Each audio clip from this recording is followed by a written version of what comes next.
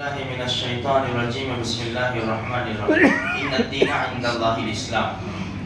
دیکھو میرے بھائیوں، نبی کریم صلی اللہ علیہ وسلم نے جب اسلام کی دعوت شروع کی تو اسلام کی ترقی کے لیے ہم کیا دعا مانگتے ہیں؟ اللہ اسلام کو ترقی نصیب فرما، اسلام کا بول بالا فرما۔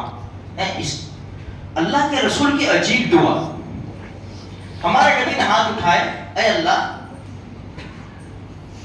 دو آدمی میں سے ایک کے ذریعے اسلام کو قوت عطا فرما۔ عجیب دعا۔ آج حقیقت میں یہ دعا سے ہمیں سبق لینا چاہیے کہ جو بڑی بڑی شخصیتیں ہیں نا جس سے اسلام کو نقصان پہنچتا ہے زیادہ، ہمیں ان کا نام لے لے کے دعا مانگنی چاہیے، اللہ ان کو ہدایت دے دے۔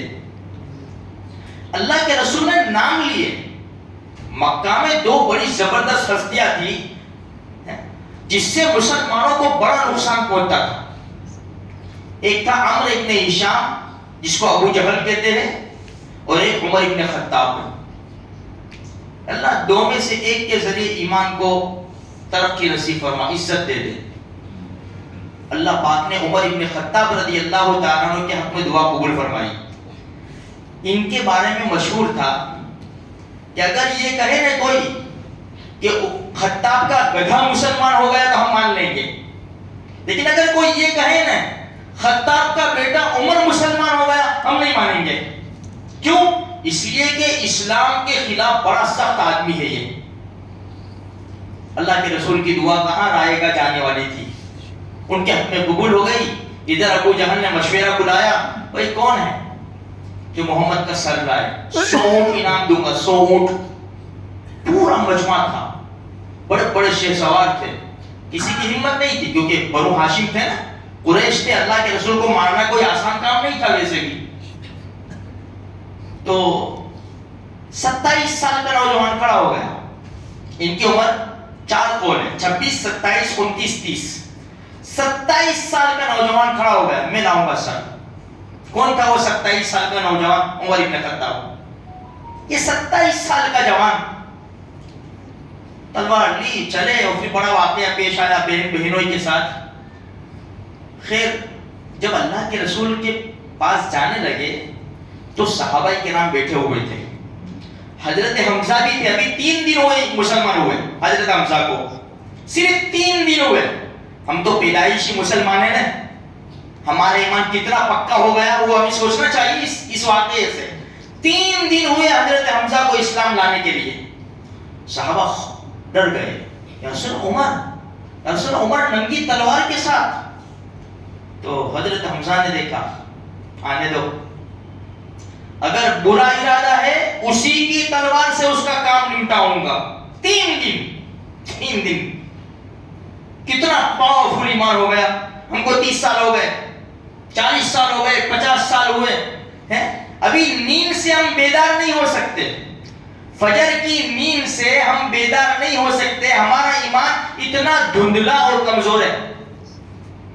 فجر نہیں آ سکتے ہمارا ایمان نہیں لا سکتا ہم کو فجر میں، ایسا ہمارا ایمان ہے۔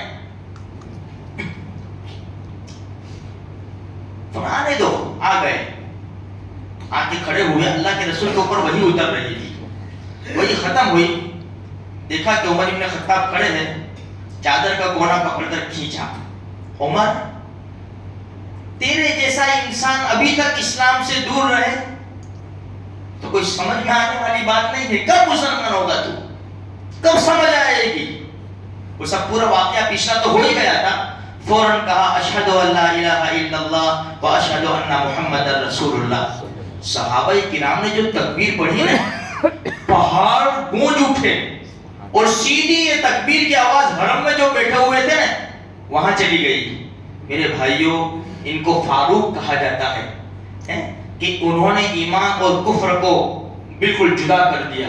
یہی وہ 27 سال کا جوان ہے کہ جس کی برکت سے بیت اللہ میں نماز شروع ہوئی۔ یہی 27 سال کا جوان ہے کہ جس نے علل اعلان ہجرت کی، ہجرت کرنے سب نے چھپ چھپ کر ہجرت کی نا، کہ ننگی تلوار لے کر بیت اللہ میں آئے، بڑے بڑے سردار بیٹھے ہوئے تھے، جا رہا ہوں، کسی کی ماں نے چھٹی کا دودھ پلایا تو روک لے، روک کر دکھائے مجھے، میں جا رہا ہوں. 27 سال کا جوان. تو میرے بھائیوں اسلام ہم کو تو ماں کی گود سے مل گیا اس لیے قدر نہیں ہے. ان کو پوچھو ان کو کیسی زبردست قدر ہے.